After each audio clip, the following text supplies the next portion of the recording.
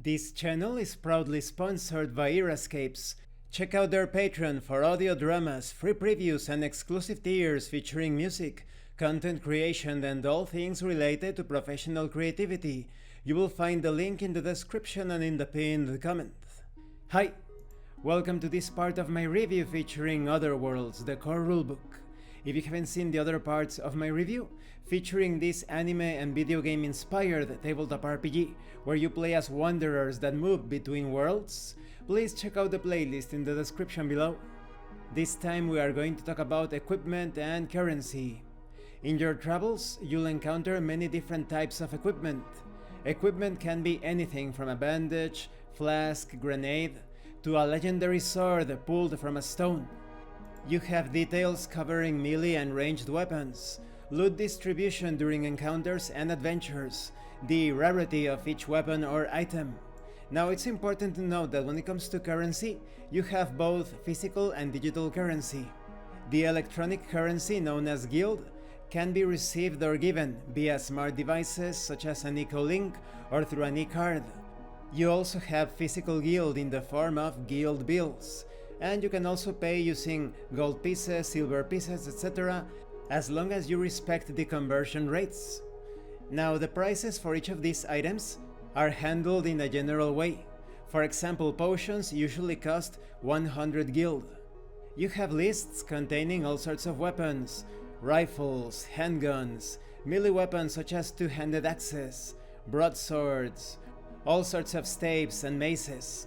You also have enforcer pistols, revolvers, longbows, crossbow shotguns, catastrophe sniper rifles. A lot of them are quite anime.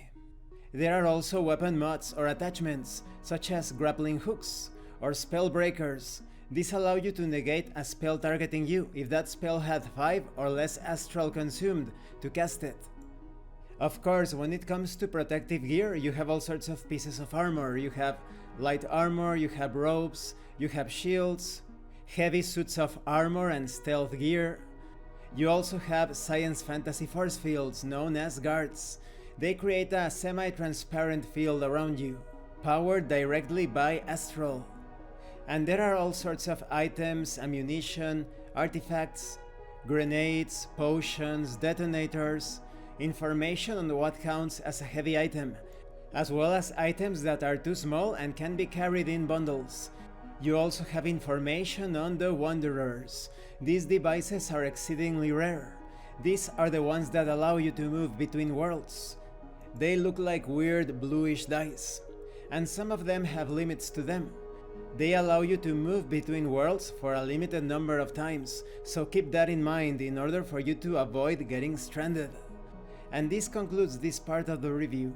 In the next part we are going to talk about character story, attributes, and skills. I really like the detail and information provided in this equipment section. However, when it comes to the ranged weapons and some melee weapons, they do not specify if you can wield them with just one hand or if you need two hands to employ them properly. I would recommend that you apply some common sense to the situation. Perhaps allow the use of some sort of assault rifle with a single hand that usually requires two, but with a penalty, and so forth.